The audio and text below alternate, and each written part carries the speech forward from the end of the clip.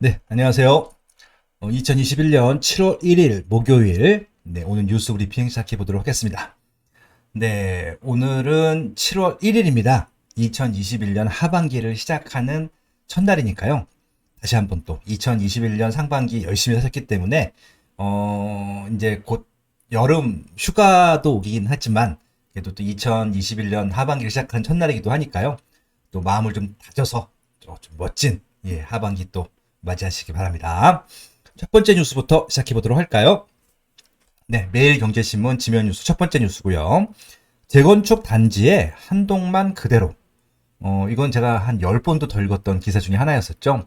지금 개포주공 1단지, 4단지에서 지금 한 동 혹은 두 동이 역사 문화재적인 역할을 해야 된다고 하면서 박원순 시장님 계실 때 남기라고 했잖아요. 그래서 그만 빼고 지금 재건축을 하고 있는데 그 박원순표 전시 행정에 급제동이 걸렸다라는 기사입니다. 지금 조합에서 서울시 면담을 다시 신청했고요. 그래서 정비사업 변경안을 제출키로 했다라고 합니다. 그렇게 해서 이제 지금 요 재건축 흔적 남기기 정책이 없어진다는 것이죠. 저 건물이 왜 필요할까요? 사진 보이시죠? 그러니까 이게 제가 몇 번 말씀드렸죠. 이게 아무 의미가 없잖아요. 대한민국 최초의 아파트도 아니고, 역사적인 의미가 있는 아파트도 아니고요. 저걸 그렇게 남겨둬서 어떤 용도로 활용할지에 대해서 전혀 그것도 없어요. 그냥 남기자는 거였었거든요. 박물관으로 쓸 것도 아니고, 게스트하우스로 쓸 것도 아니고, 그냥 저거를 남길 이유를 만한, 정말 좀 이상한 제도들이 많았었거든요. 뭐 성동 구치소를 남기자. 그다음에 뭐 그 청량리 588 사창가를 남기자. 근데 정말 좀 가끔 뜬금없는 정책들이 나왔었었는데 저는 저 공간을 차라리 임대 아파트로 만들든지 아니면 주민들 그 마을 주민들이 이용할 수 있는 마을 회관으로 만들든지 도서관을 만들든지 뭐 이게 문화센터 체육시간 시설을 만드는 게 맞지 저 상태로 방치하는 것은 그러니까 어떤 측면에서도 모르겠습니다. 저걸 어떤 조치 순이익이 있을까요? 순기능이 있을까요? 전혀 없는 것 같은데 아무튼 지금 이 개포 1단지, 4단지 뿐만이 아니라 잠실주공 5단지라든지 반포 1단지에도 있고요. 아무튼 좀, 저렇게 좀 이건 제가 봤을 때 전시행정이고 너무 그러니까 개인의 취향대로 아마 이게 정책들이 움직이는 것 같거든요. 저거는 공공의 목적에 전혀 부합하지 않습니다. 다시 말씀드리지만 역사적인 의미가 없거든요. 차라리 저 모형으로 다른 곳에다가 만드는 것들은 이해를 하는데 저 위치 그대로 이용하는 것은 아닌 것 같습니다. 그러니까 이제 저런 것들에 대해서 영상이라든지 뭐 이런 것들은 충분히 고증자료를 남기는 것이 맞지 저렇게 현물을 그대로 남기는 것은 이게 좀 국가 전체적인 차원에서 이 단지뿐만이 아니라 국가적인 차원에서도 이익은 아니다. 차라리 저 부지를 다른 용도로 활용하는 것이 훨씬 더 이익이다. 차라리 저것들로 기부 체납한 셈이니까 저기를 차라리 그냥 나라 땅으로 달라 그래서 다른 목적으로 개발하는 것들이 서로 위입니다. 예, 그렇게 좀 다시 한번 정리를 해보도록 하겠습니다.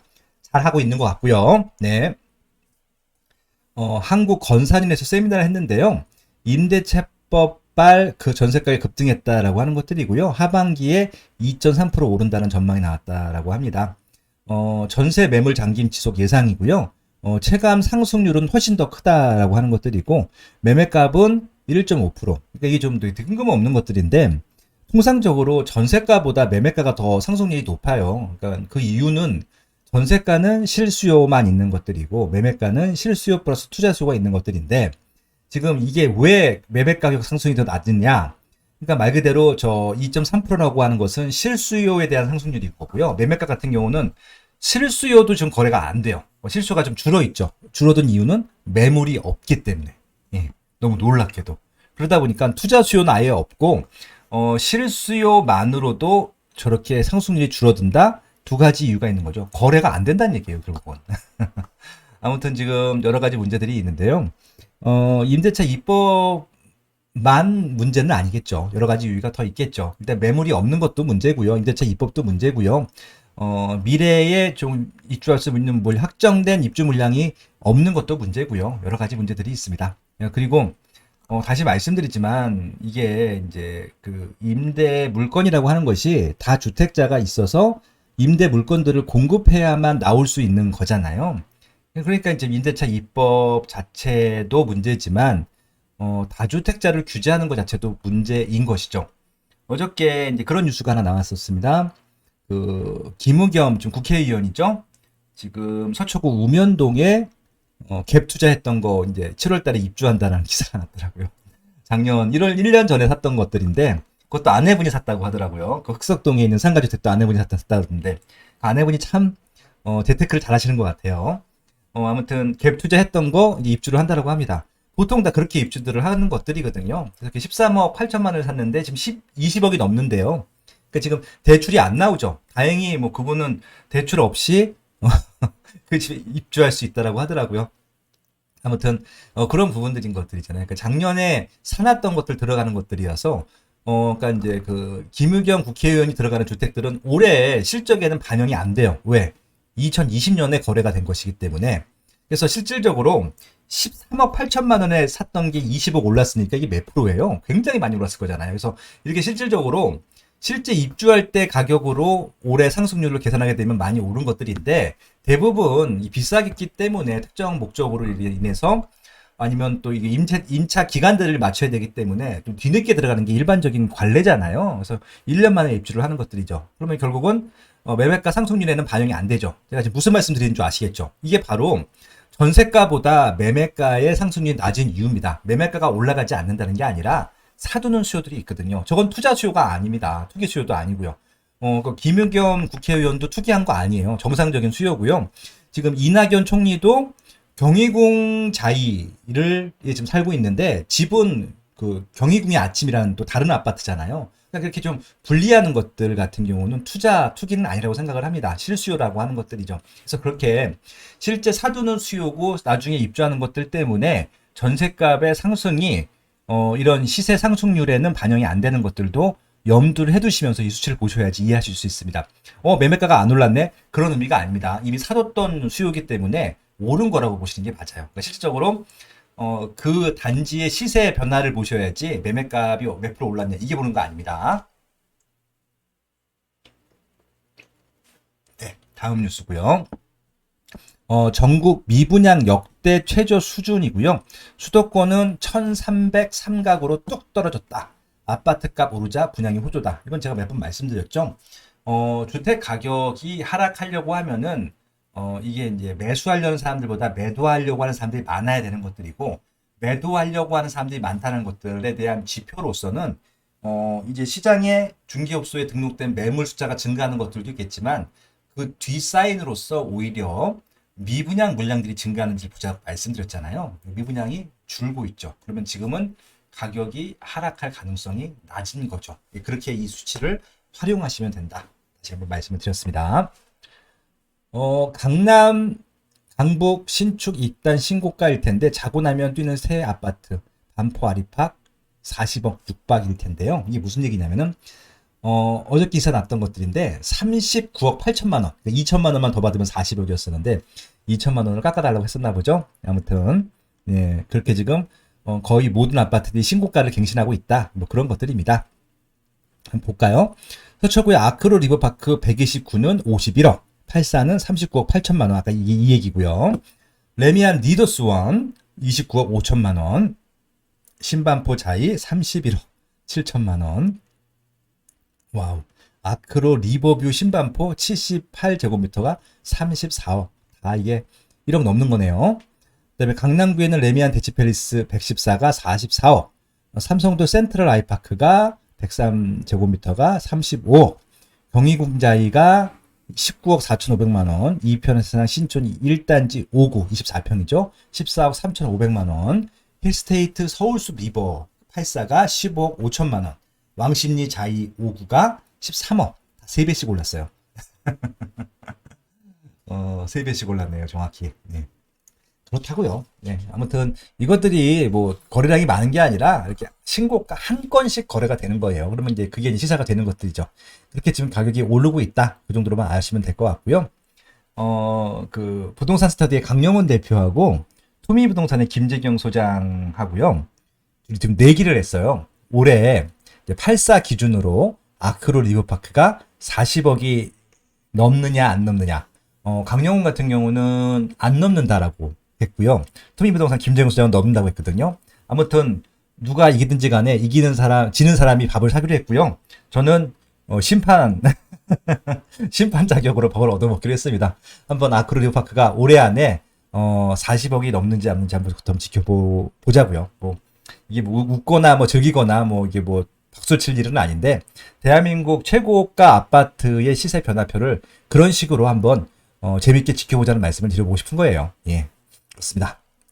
다 그들만의 리그죠. 예. 웃돈 7억에서 8억 붙었다. 금호동 빌라 몸값 뛰는 이유가 서초구 허가구역 묻기자 금호동이 반사이기다 라고 하는 것들. 예, 이거 기억하세요? 그 대한민국 부동산 투자 이슈의 모든 거 시즌 2하고 시즌 3의 금호동 빌라 투자 말씀드렸죠. 그 얘기예요. 한 달 전에 한 달 훨씬 전에 다 말씀을 드리죠. 아무튼 GTX 왕십리역 교통 호재, 금호 16구역 재개발 속도, 구역 해제 21구역 재지정 추진, 신축 아파트 중심 집값 껑충, 금호 파크힐스 84 호가 18.6억, 18억 6천만 원이라죠. 매수문이 들지만 매물은 풍기다. 뭐 그런 얘기 드릴 텐데요. 아무튼 지금 성동구에서도 금호동이라든지 옥수동에 있는 아파트 인기도 뿐만이 아니라 빌라까지도 이렇게 오르고 있다라고 하는 것들, 이제 그런 좀 이유들을 좀 정리해 놓은 거입니다. 그래서 실질적으로 일단은 상승하는 성동구 아파트, 그러니까 성동구에 있는 금호동 아파트 값일 텐데, 직전 실거래가들보다 거의 한 1억 정도씩은 다 올랐다. 그 얘기고요. 그러니까 이제 올해 들어서 오른 것들이죠. 그래서 지금, 여기도 이제 20억 클럽을 향해서 가고 있다. 예, 그렇게 좀 봐주시면 될 것 같습니다. 은평 증산 4구역을 찾은 노영욱이 국토부 장관님이시죠. 네, 이름이 잘 안 붙어요. 이제 변참흠 장관님까지는 이름이 잘 기억이 났었는데 노형욱 장관님은 잘 이름이 안 붙네요. 예, 공공사업의 파격 인센티브, 예, 주민 동의율이 40일 만에 확보를 됐다라고 하고요. 내년 상업 승인에서 2023년 착공 예정이라고 합니다. 아직 2년 남았는데요. 제 예상이 맞았죠? 예, 그러니까 제가 이게 제일 빨리 간다라고 지금 홍보성 기사를 낸 거잖아요. 찾아가서. 내년까지 한 개 구역도 안 된다고 제가 말씀드렸죠? 안 됩니다. 이게 제일 빠른 게 2023년 착공인데 이것도 예정도 아니고 그냥 계획이고 목표의 목표. 그때 가봐야 또 아는 것들이잖아요. 안 된다고 말씀드렸잖아요. 이제 시기가 물리적으로 불가능한 것들을 마치 되는 것처럼 그러니까 예를 들어서 김현미 장관님 있을 때 GTX-A를 2023년에 개통한다고 했었거든요. 2023년에 개통할 수 있나요? 지금 역도 다 결정이 안 됐더라고요. 보니까 또 광화문역을 넣네, 빼내 또 이거 아직도 논의하고 있고요. 창릉역도 지금 언제 넣어야 될지 뭐 그런 거 고민하고 있고, 삼성역은 2026년 이후에나 개통이 가능하다라고 하고, 그러면 의미가 없잖아요. 그러니까 이제 누가 봐도 안 되는 것들인데 정치하시는 분들은 뻔히 보이는 거짓말들을 저는 왜 하는지 잘 모르겠고요. 또 그렇게 얘기하면 또 그것들을 믿는 분들이 있어요. 근데 이게 조금만 생각해 보면은 앞뒤 사정만 이렇게 좀 조합을 해보면은 안 되는 게 뻔히 나오잖아요. 그러니까 이제 이런 재개발 같은 경우는 1년 동안 할 수 있는 게 없어요. 그러니까 그 동의 받다가 끝나는 거. 이 동의율도요. 이게 지금 뭐 나중에 가서 뭐 한 3분의 2 정도 돼야 되는데 이게 지금 뭐 10%, 25%그 정도 동의를 넘어간 거예요. 그러니까 완전히 극 초기 단계 동의를 넘었다는 것들이지. 이게 완전히 그 진도를 나가기 위한 동의율이 아니에요, 또. 그러니까 이제 그런 부분들인 겁니다. 개인적으로 좀, 이제 좀 투명하고 좀 정말 좀 쿨하게 좀 이렇게 하실 수 없을까, 좀. 이게 진짜 무슨 자유당 때도 아니고, 뭐 좋은 얘기하면은 그냥, 뭐 교훈 있는 얘기하면은 그냥 고개 끄덕이고, 그런 좀 어떻게 우미나 정책 시기에 국민을 생각하는 것처럼 보여서, 개인적으로 조금 불쾌할 때가 있어요. 국민들을 이렇게 우습게 봐도 되나 싶기도 하고요. 그러니까 이제 좀 이렇게 숫자 가지고 눈 가리고 아웅하는 정책들은 안 나왔으면 좋겠고요. 만약에 또 그런 게 나오면요, 여러분들 이제 화를 내세요. 이제 저랑 뉴스 브리핑 매일 들으시니까 이제 저게 될지 안 될지 뻔히 보이잖아요. 화를 내시는 게 맞고, 그런 것들은 뭐 청와대 민원이든 어디든 좀 의견을 제시해 주시는 게 맞을 것 같아요. 예, 그렇습니다. 아무튼 부동산 인사이트는 이런 것들 보면서 이게 될지 안 될지를 판단하는 것들부터 시작하는 것들이니까 뉴스 브리핑을 잘 매일매일 듣는 것만으로도 충분히 그런 공부는 되실 수 있을 것 같습니다. 다음 뉴스고요. 청년 신혼부부 매입 임대 입주자 LH에서 7월 2일부터 내일부터네요. 5,192가구 모집일 텐데요. 네, 일단은 이거 청년 신혼부부 매입 임대주택 뭐 좋은 지역들은 좋은데 일단 기본적으로 이 지역이 인기가 없거나 이게 또 아파트가 아닌 경우도 있어서 한번 잘 따져보시기 바랍니다. 어저께 제가 기사 본 것은 호텔을 리모델링해서 이제 그 청년주택으로 만든 건데 80% 이상이 계약을 안 했대요.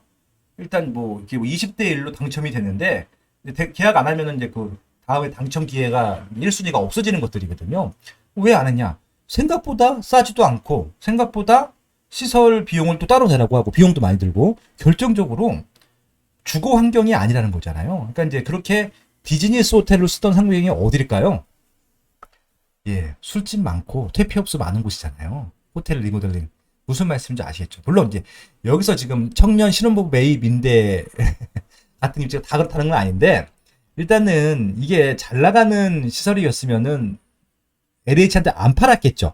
근데 지금 뭔가 문제가 생겼으니까 팔았을 거 아니에요. 그렇기 때문에 생각보다 인기가 많지는 않을 거다. 입지 자체가. 그렇게 좀 보셔도. 이것도 부동산 인사이트겠죠. 현장을 가보지 않아도 알 수 있는. 그렇죠. 그러니까 이제 여러분들은 뉴스 보실 때마다 이제 제가 했던 말씀들을 한번 매칭을 해보세요. 실제 그런 거 아닌가. 그리고 여러분들 입장에서 한번 생각을 해보세요. 직장을 다니는 여자 이제 그 시민입니다. 옆에 술집들이 있어요. 그다음에 러브 호텔이 있습니다. 근데 그 러브 호텔이랑 똑같이 생긴 건물에 들어갑니다. 만약에 그 러브 호텔을 리모델링해서 청년주택이라는 것을 모르는 사람들 같은 경우는요, 좀 이상하게 생각하지 않을까요? 네, 그럴 수 있겠죠. 네, 그런 거예요. 그러니까 이제 일기 신도시들 가보면요, 상업지역에 그런 호텔들 시설들이 가끔, 러브 호텔이죠, 러브 호텔. 그 비즈니스급도 아니고, 러브 호텔이 껴있는 경우들이 좀 있거든요. 그러면은, 근데 너무 웃기고 상업적이기 때문에 그 옆에 오피스텔이 꼭 있어요. 그럼 오피스텔이랑 그 호텔이랑 머리에서 보게 되면 구분이 안 되는 겁니다. 그러면 오피스텔에 들어가는 것들인데, 잘못 보면은 그 호텔로 들어가는 것처럼 보이기도 해요. 그래서 막 구설수가 오르는 경우도 제가 몇 번 봤어요. 그래서 이제 그 구설수 때문에 그 오피스텔을 나와갖고 다른 데로 이사간 제 후배들도 봤거든요. 여자 후배들도요. 그런 겁니다, 결국. 네, 그래서 이게 입지가 중요해요. 입지 프리미엄이라는 게 바로 그런 것들이거든요. 저 입지에 사는 순간 그 사람의 어떻게 보면 사회적 지위하고 그 사람의 스타일들을 유추할 수 있잖아요. 그렇죠. 그런 부분들이 있다. 그런 말씀을 드립니다. 네. 다음 뉴스고요. 수도권 집값 하반기에도 1.6% 오른다. 아까 읽었던 그 기사죠. 건설산업연구원 건산연이라고 하는데 아무튼 전셋값은 작년보다 더 상승할 예정이고요. 제가 말씀드렸죠. 2020년보다 2021년이 2021년보다 2022년이 더 걱정된다고. 이건 뭐 저뿐만 아니라 이렇게 국가에서 이제 세금을 들여서 연구하는 연구기관에서도 발표한 거니까 맞겠죠. 네, 그렇습니다. 참고하시고요. 네. 다음 뉴스고요. 서울 집값이 고평가되어 있다. 또 다시 경고한 홍남기. 제가 이거 이제 뉴스로 실시간으로 봤는데요. 아, 어, 참 이게. 그러니까 이제 이분을 잘 모르겠어요. 경제 전문가이신데, 그러니까 이분도 속에 있는 생각이랑 말로 나오는 거랑 다르다고 이제 보일 때가 많거든요. 예를 들어서 이런 겁니다. 멘트를 그렇게 쓰셨더라고요. 과도한 레버리지 때문에 하방 리스크가 있다는 겁니다. 근데 이 과도한 레버리지 써서 문제가 되는 게 주식이에요, 부동산이에요. 부동산은 과도한 레버리지를 쓸 수가 없잖아요. 예. 좀 과도한 레버리지 쓸 수 있는 부동산이 있나요? 대출 받을 때? 주거에서? 있나요? 제2금융권 포함해도 없을걸요, 아마? 그러니까 이 말이 저는 왜 나왔는지 모르겠어요. 과도한 레버리지란 말이. 세상에서 제일 안전한 대출이 뭐예요? 부동산 담보대출, 아파트 담보대출이죠. 저는 아파트 담보대출이 제일 안전한 대출이라고 생각을 합니다. 어떤 뭐 금융 전문가 분께서 뭐 주식 담보대출이 제일 안전하다라고 했다고 하는데 그건 말도 안 되는 얘기고요. 예, 뭐 삼성전자처럼 가격 흔들림이 움직임이 적은 쪽 같은 경우는 문제가 안 되겠지만 삼성전자를 레버리지 끼고 사지는 않잖아요. 아무래도 중소형 주식들을 레버리지 끼거나 비트코인이나 이런 것들을 레버리지 끼고 사는 것들이지. 그러니까 그분이 결국 이제 부동산을 조금 더 부정적으로 좀 보여주게 좀 홍보하기 위한 하나의 좀 오버한 말도 안 되는 그런 이제 멘트였던 거죠. 세상에서 가장 안전한 대출은요 부동산 담보대출이고요. 부동산 담보대출 중에서도 아파트 담보대출이 가장 안전합니다. 예, 그것은 조금만 생각해 보시면 아실 겁니다. 왜냐면은 아파트 담보대출이 잘못됐을 경우에 경매가 넘어가잖아요. 경매가 넘어가게 되면요, 낙찰가율을 보시면 되는데 지금 낙찰가율이요, 대출 금액 이상으로 무조건 나와요. 그러니까 지금 다 100%가 넘어가잖아요. 그러면은 회수하고도 남는다고요. 그만큼 안전하다는 거죠. 그리고 대부분 경매 넘어가기 전에 요즘은요, 처리가 됩니다. 그쵸. 담보대출 때문에 문제가 된 경우는 전 단 한 번도 보지 못했습니다. 뭐 그 돈을 가지고 사업 자금으로 쓰든지 주식 투자를 하든지 비트코인을 사든지 그런 게 문제였었던 것들이지, 순수하게 아파트 실거주용으로 사는 그 대출 받는 것들은 문제되는 경우를 저는 지금까지 단 한 번도 본 적이 없어요. 한 번도. 예. 그만큼 안전한 대출이라는 얘기죠. 아무튼 그렇습니다. 홍남기 부총님 하시는 말씀은 그냥 이제 참고도 할 필요가 없을 것 같다는 생각이 듭니다. 이제 너무 뭐랄까요, 이제 이게 양치는 소년 같은 느낌이 들어서, 예. 그래서 그냥 모르겠습니다. 정책을 요새 발표하시지도 않고 무슨 일을 하시는지 잘 모르겠어요. 솔직히 그렇습니다. 다음 뉴스고요. 지방 미분양 다시 쌓인다. 대구 또 대규모 청약 미달이라고 하는데요. 용계역 푸르지오, 제가 소개해드렸던 그 아파트네요. 0.62대 1, 미분양이 맞고요. 미계약분이 분명히 나올 겁니다. 일부 평형 시청자 같은 경우는 한 명도 없다. 5월 지방 미분양 전월 대비 1% 정도 올랐다라고 하는데요. 만약에 이제 그런 것들이죠. 그 지방에 미분양이 쌓인다? 그러면 거기는 지금 수요 대비 공급이 어느 정도 이제 해소가 된 것들이고요. 아마 이제 가격이 조금 더 올라가기는 어려운 시장이 될 수 있다라고 하는 겁니다. 근데 물론 대구라는 시장은 크기 때문에 이게 또 달라요. 뭐 수성구가 다를 것이고 달서구가 다를 것이고 달성군이 또 다를 테니까 그것들은 한번 보셔야 될 것 같고요. 만약에 용계역 푸르지오가 미분양이 났다? 저거는 전 100%라고 봅니다. 가격이 비쌌을 거예요. 주변에 있는 구축들이라든지 이미 입주한 신축들 대비 비싸게 분양했기 때문에 저런 것들이지, 쌌는데 저 정도 분양이 나왔다? 그건 아닐 거라고 생각을 합니다. 그것들도 여러분께 본능적으로 이제 아셔야 될 것 같아요. 공부되신 분들은. 아파트 미분양이 나는 이유가 딱 세 가지가 있습니다. 너무 비싸서, 너무 입지가 안 좋아서, 그리고 입주 물량이 그러니까 분양 물량이 또 몰려서, 세 가지가 있죠. 예. 근데 분양 물량이 몰린 것뿐만 갖고는 안 되고요. 입주 물량도 같이 몰려야 됩니다. 그래야 미분양이 나거든요. 대구 같은 경우는 지금 세 가지가 다 해당될 수도 있을 거예요. 근데 중요한 거는 가격이 제일 문제가 아니었을까? 네, 그런 생각이 듭니다. 다음 뉴스고요. 국토부 현 규제 지역 1, 2개월 유지를 한다라고 하는 겁니다. 이게 왜 이런 얘기가 나왔죠? 지금 규제 지역 중에서도 조정이 되고 있는 지역들이 있어요. 대표적인 지역이 광주에 좀 이게 시세가 많이 안 오른 지역들, 그다음에 창원, 이런 지역들은 이제 규제에서 해제를 해주겠다. 그리고 이제 뭐 아산이라든지 동두천은 최근에 많이 올랐기 때문에 규제 지역으로 지정하겠다라고 얘기가 있었는데, 규제 지역으로 추가로 지정한 것도 없고, 그다음에 해제 지역도 없다. 그렇게 발표를 했다라고 합니다. 예, 지금은 이제 뭘 하든지 간에 제가 말씀드렸죠. 2021년 하반기랑 2022년 상반기는요, 무조건 정치적인 이슈라고 말씀드렸죠. 지정도 해제도 눈치 보고 해야 됩니다. 해제했을 때 표가 증가하면 해제를 할 것이고요. 규제했을 때 표가 떨어져 나가면 규제를 안 할 거거든요. 이게 언제 그랬죠? 2020년 상반기 때 대전이 그랬잖아요. 제가 말씀드렸죠. 제 아마 뉴스 브리핑 보신 분들은 아실 겁니다. 대전을 저는 왜 지정 안 한지. 그러니까 대전이 비어서가 아니라 2년 내내 올랐는데 규제적으로 지정을 안 하는 거예요. 근데 어김없이 4월 지방선거 총선 끝난 다음에 6월 달에 지정을 해버렸습니다. 너무 속이 뻔히 보이잖아요. 그러니까 그래서 제가 이번에도 그렇게 좀 예고를 해드립니다. 아마 내년 선거 전까지는 어설프게 지정 못해요. 지방 같은 경우는. 예, 그것들도. 근데 물론 또 지정을 할 수 있습니다. 있는데 아마 대전처럼 캐스팅 보드를 진 지역들은 어설프게 지정하기 어려울 것이다. 그런 말씀을 좀 드려봅니다. 네. 그리고 이제 헌물막현 30대 원밸리 청약이다. 그렇죠? 여기는 다 100% 뭐였죠? 예, 가점제였기 때문에 추첨제가 없기 때문에 그 30대 중에서는 2명이 당첨됐다고 하는 거죠. 그러니까 나머지 조건들, 뭐 부양 가족이라든지 뭐 이런 것들 풀로 다 채웠을 가능성이 높지요. 그래서 40대 당첨자가 제일 많았다. 그 얘기입니다. 로또 아파트 못 간다. 비싼 오피스텔로 몰리는 30대. 그러니까 아까 말씀드린 대로 30대 같은 경우는 가점이 낮기 때문에 로또 아파트 청약이 안 되잖아요. 대표적인 아까 말씀드린 대로 이제 레미안 원베일리, 그리고 이제 또 둔천중공 아파트 분양하면 또 로또가 되겠죠. 그렇기 때문에 오히려 비싼 오피스텔로 몰려서 이거는 또 뭐라 그럴까요?